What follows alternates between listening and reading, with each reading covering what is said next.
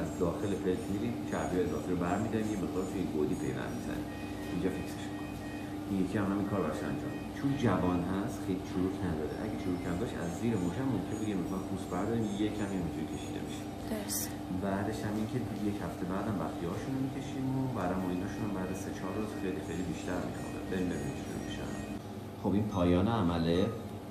کاری که کردیم اینه که بخیه نداره، از داخل رفتیم چربی اضافی رو برداشتیم، اینجا یه مقدار پیوند چربی براش زدیم، این ورا همین کارو کردیم.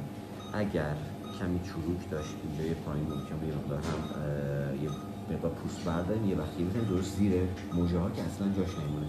برای این عمل فقط در حالت عادی شامل 2 تا بخیه است، 1 2 که اینا بخیه رد شده، هیچ برشی نداره همونطور که می‌بینید.